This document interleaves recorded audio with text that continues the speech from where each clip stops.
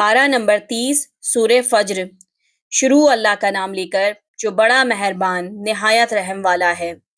فجر کی قسم اور 10 راتوں کی اور جفت اور طاق کی اور رات کی جب رخصت ہونے لگے، اور بے شک یہ چیزیں عقل مندوں کے نزدیک قسم کھانے کے لائق ہے، اس بات پر کہ کافروں کو ضرور عذاب ہوگا۔ کیا تم نے نہیں دیکھا کہ تمہارے پروردگار نے قوم عاد کے ساتھ کیا کیا، جو ارم کہلاتے تھے، دراز قد مانند ستونوں کے، کہ تمام ملک میں ایسے پیدا نہیں ہوئے تھے؟ اور سمود کے ساتھ کیا کیا، جو وادی قرا میں چٹانیں تراشتے تھے؟ اور فرعون کے ساتھ کیا کیا، جو خیمے اور میخیں رکھتا تھا؟ یہ لوگ ملکوں میں سرکش ہو رہے تھے، پس ان میں بہت سی خرابیاں کرتے تھے، تو تمہارے پروردگار نے ان پر عذاب کا کوڑا برسا دیا۔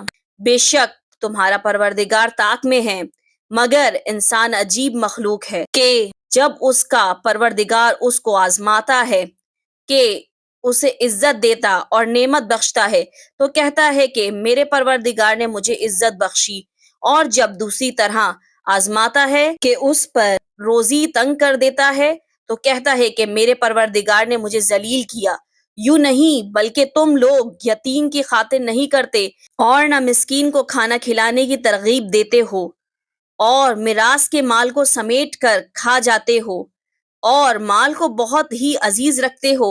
یوں نہیں جب زمین کوٹ کوٹ کر برابر کر دی جائے گی اور تمہارا پروردگار جلوہ فرما ہوگا، اور فرشتے قطار در قطار آ جائیں گے، اور دوزخ اس دن سامنے لائی جائے گی، تو انسان اس دن سوچے گا، مگر اب سوچنے سے اسے فائدہ کہاں مل سکے گا۔ کہے گا کاش میں نے اپنی اس زندگی کے لیے کچھ آگے بھیجا ہوتا، تو اس دن نہ کوئی اللہ کے عذاب کی طرح کا عذاب دے گا اور نہ کوئی اس کے جکڑنے کی طرح جکڑے گا۔